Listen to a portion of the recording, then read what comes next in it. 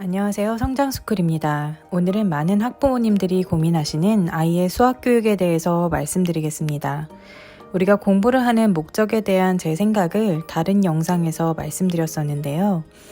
공부는 우리가 세상을 살아가는 데 있어서 일어나는 여러 문제들을 해결하는 자신감을 기르는 데 도움을 준다고 생각합니다.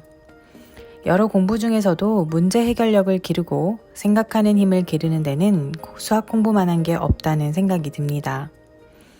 어떤 분야도 마지막에 이해하기 어려운 부분으로 가면 수학적 사고가 사용되는 것이 많습니다. 사회과학, 자연과학도 사회와 자연현상을 수학적 사고를 통해 수리적으로 이론화시키는 부분이 어려운 것처럼 말입니다. 그래서 입시에서 유독 수학 과목을 중요시하는 이유가 바로 그것이 아닐까 합니다. 입시에서는 변별력을 주기 위해 수학을 사용합니다.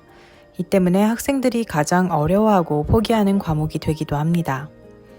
어떤 학생들은 중학교 때까지는 수학을 잘했는데 고등학교 때 수학이 갑자기 어려워졌다고 말합니다. 사실은 그게 아닙니다.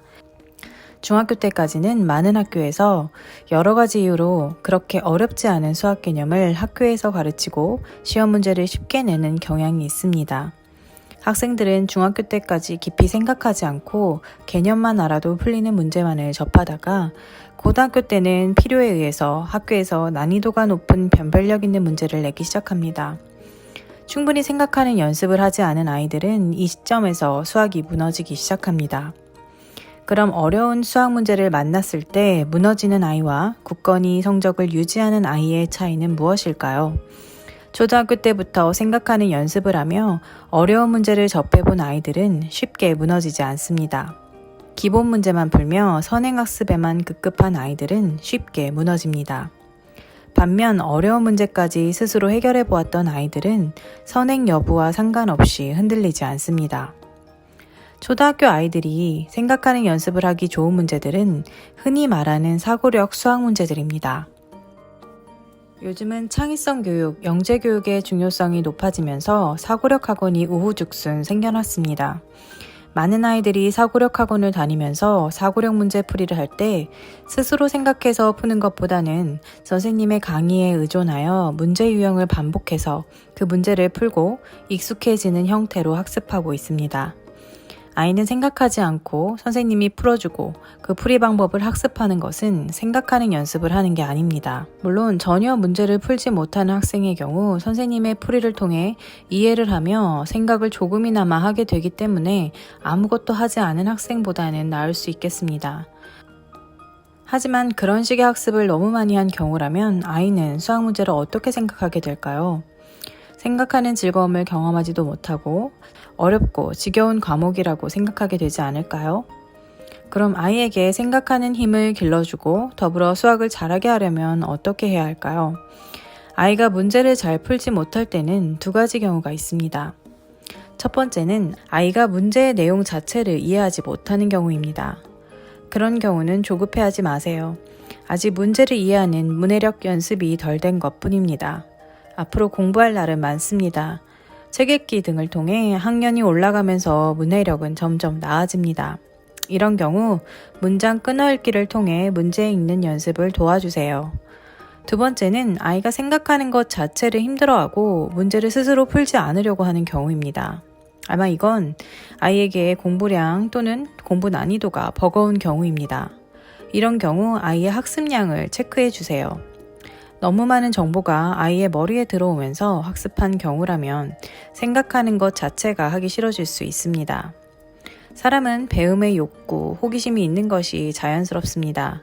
하지만 그 욕구가 생기기 전에 너무 많은 정보와 지식을 강제로 넣게 되면 아이들은 학습 의욕을 잃어버릴 수 있습니다. 그럴 땐 학습량을 조절하고 어느 정도 조절이 되고 아이가 회복된 시점에서 이렇게 말해주세요. 정답을 적지 않아도 좋아. 아무것도 못 써도 좋아.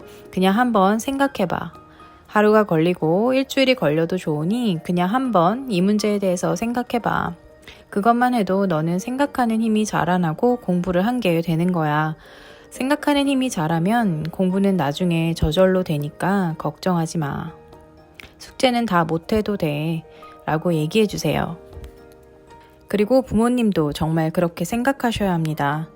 당장 한 문제를 해결해서 끝내는 것보다 생각하고 있는 아이의 뒷모습을 바라봐 줄 수 있고 아이가 생각할 수 있도록 지지해주고 적절한 질문을 던져주는 것이 바람직한 교육자의 태도입니다.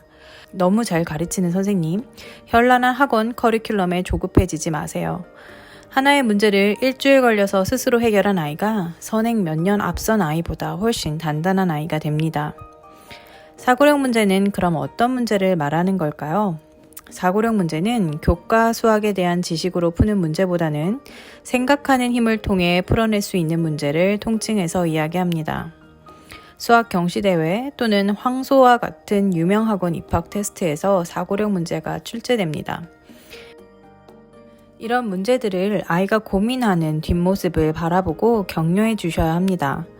수학 문제를 생각하는 것을 즐기고 또 재능이 있는 아이라면 1031 등 사고력 문제집을 사서 풀려주시고 경시대회 기출문제를 풀려주세요.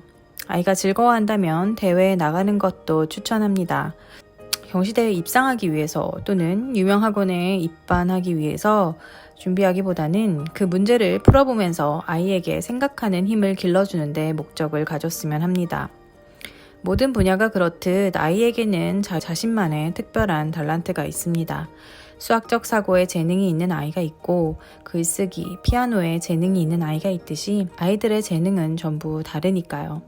성장스쿨에서는 사고력 문제풀이, 교과별 개념, 문제풀이를 통해 아이들의 생각하는 힘을 기르는 걸 돕고자 합니다. 앞으로의 수학 강의 업로드를 기대해 주세요. 감사합니다.